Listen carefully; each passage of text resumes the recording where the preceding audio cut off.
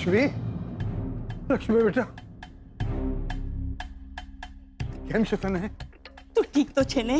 હા દાદી, હું ઠીક છું. સારું થયું તારો ફોન આવી ગયો શોધન, નહીં તો અમે તો પોલીસ સ્ટેશને જ જવાના હતા.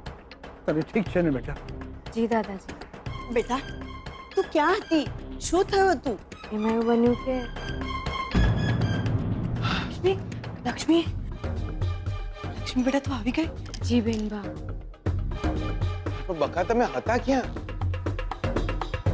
જે માણસે મારા ઉપર હુમલો કર્યો હતો એ માણસે લક્ષ્મી ઉપર પણ હુમલો કર્યો હતો.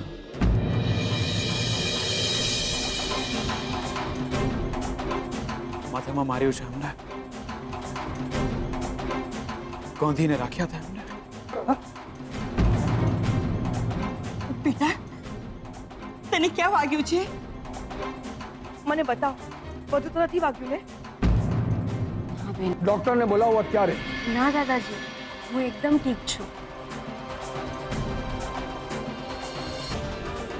છોડીશ યોર, છોડીશ નહીં આજે હું એ માણસને.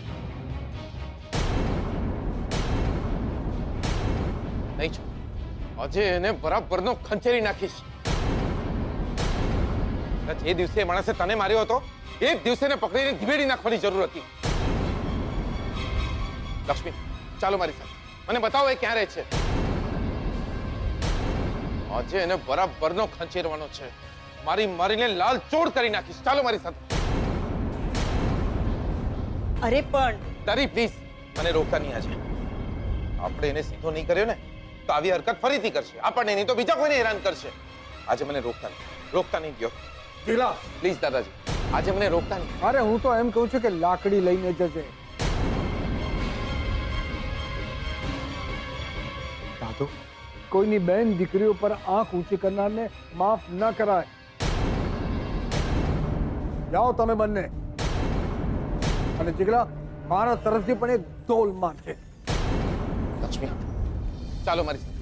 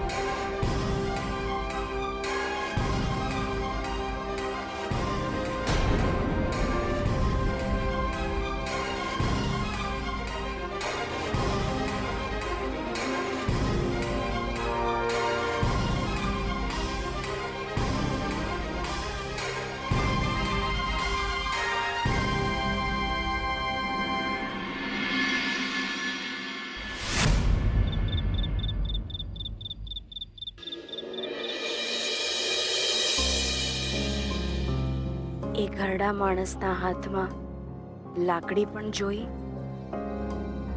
અને ઘોડિયાની દોરી પણ. હું તો નક્કી જ કરીને જ્યોતો દ્યો કે મારીને એનું માથું ફોડી નાખે. પણ ત્યાં જઈને જે જોયું હોય એ જોઈને હલી જવાયું યાર. એ માણસ દોરી ખેંચીને ઘોડીઓ ઝુલાવી રહ્યો હતો. અમે લોકો પાસે ગયા. પાસે જઈને જોયું તો શું બેનબા, એ ઘોડિયામાં કોઈ બાળક નહોતું, એક ઢીંગલી હતી, ચમકડાની ઢીંગલી. લાગે છે કે એની છોકરી ખોવાઈ ગઈ હશે કે મરી ગઈ હશે, એટલે જ આમ ગાંડો થઈને ફરતો હશે. હા માસી, અને એટલે જ તો અમે એમને એમ પાછા આવી ગયા. એને ના મારી શક્યા. જો શોધનિયા, તું ગુસ્સો ના કરતો. તને એવું ના લાગવું જોઈએ કે જે માણસે તારી આવી હાલત કરી અમે એને માફ કરી દીધો. હશે. કયો માણસ કયા ભૂતકાળ કઈ પીડા સાથે જીવતો હોય છે એ આપણને ખબર નથી હોતી. માણસને ગાંડો કોઈ બીમારી નહીં પણ જિંદગી વધુ બનાવે છે.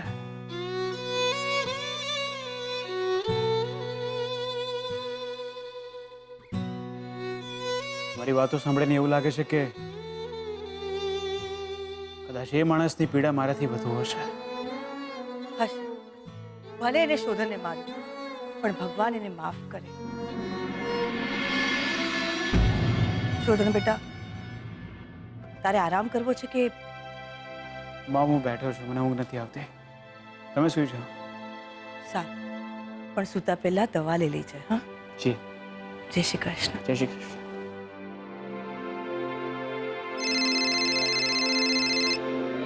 ત્યારે કોનો ફોન છે?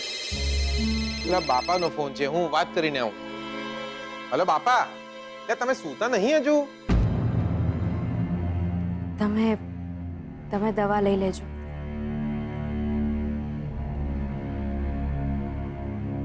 કેવું છે તમને હવે? તમે સામે ચાલીને માણસને મળવા ગયા હતા. સારું છે તમને કઈ થયું નથી, નહીતર કયો માણસ કઈ પીડા સાથે જીવતો હોય છે આપણે નથી જાણતા. અરે હા, શાસ્ત્રીજી મળ્યા હતા. ફરી ફરી એમને એક જ વાત કરી. દૂર જવાની વાત તો બહુ દૂર રહી, આપણા જો છૂટાછેડા પણ થઈ જશે તો પણ તમને તકલીફ પડશે. આટલી નફરત પછી પણ તમે તમારા પગ પર ઊભા થયા, મને પાણી આપ્યું. એમ જ ચિંતા છે મને તમારી. એકબીજાની ચિંતા કરવાનો પણ એક સંબંધ હોય છે. જરૂરી નથી કે લગનથી બને અને છૂટાછેડાથી ખતમ થઈ જાય. એટલી બધી પીડા છે મને, હું તમને કેમ સમજાવું? સતત એવું લાગે છે કે હું એક ઓથાર નીચે જીવી રહી છું. આંખ મીચું છું ને એવું સતત લાગે છે કે કોઈ છે જેમનાથી તમને તકલીફ પડશે.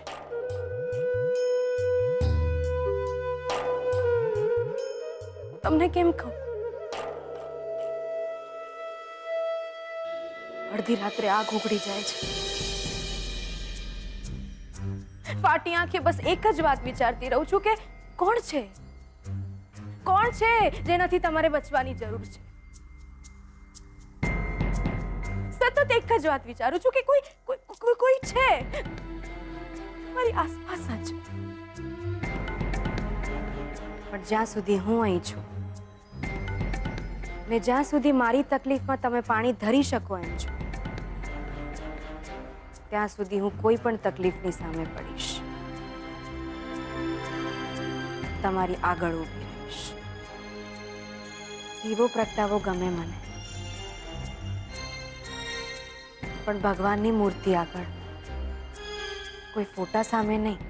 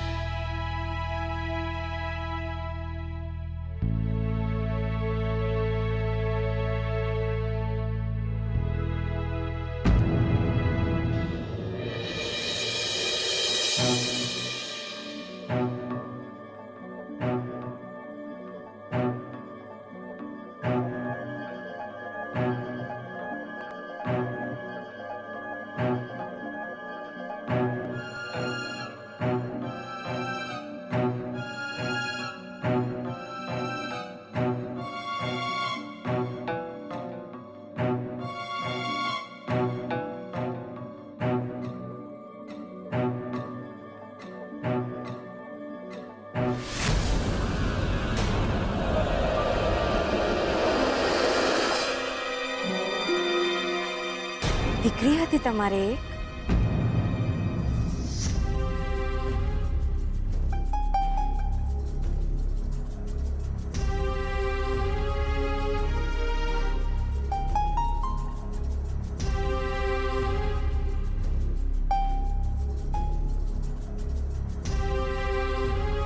દીકરી છે તમારે એક?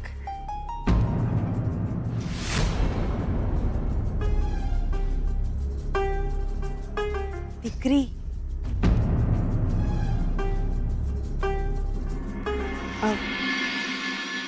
ગઈકાલે તમે એને ઘોડિયામાં સુવાડતા હતા ને? નીંદર આવી ગઈ હતી એને?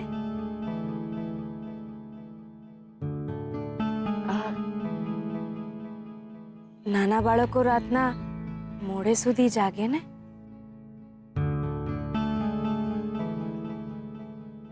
ખરું ને?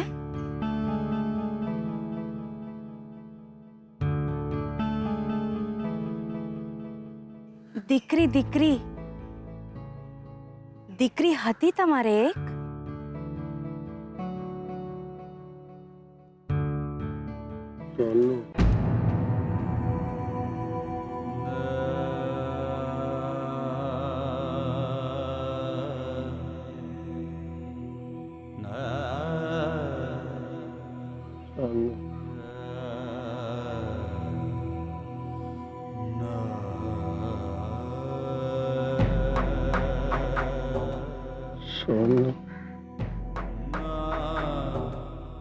તમે બોલી શકો છો? દીકરી હતી તમારે એક? શું નામ હતું એનું? સોનું નામ હતું? ક્યાં છે તમારી દીકરી? ક્યાં છે? સોનું ક્યાં છે? સોનું?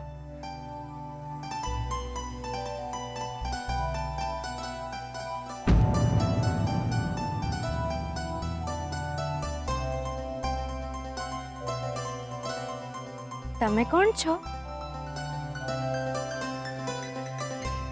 નામ? તમારું નામ શું છે?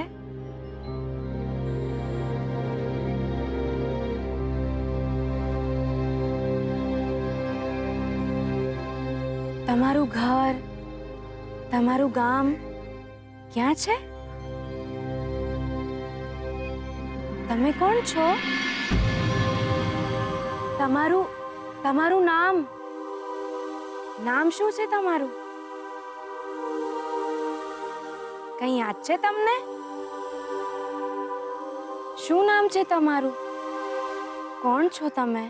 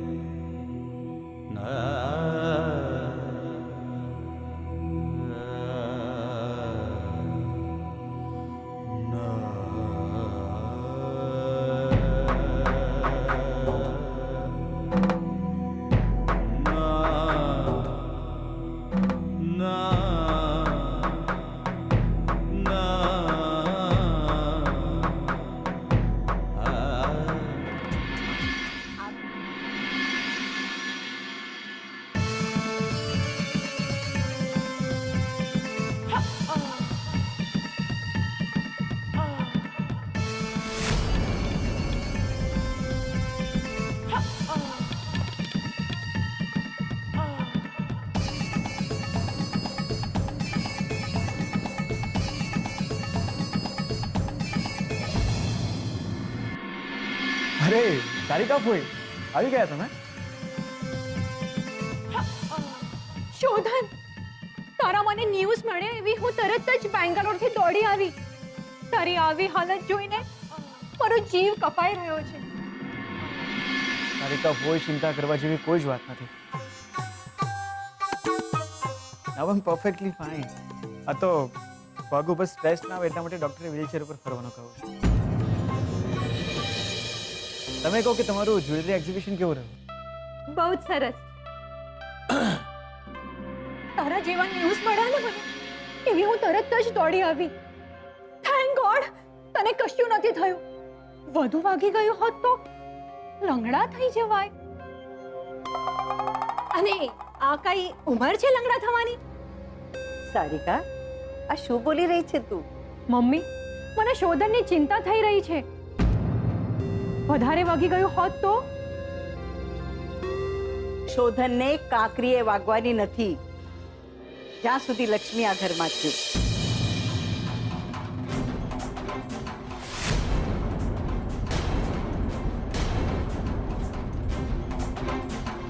આ વખતે પણ લક્ષ્મીએ જ શોધનનો જીવ બચાવ્યો છે.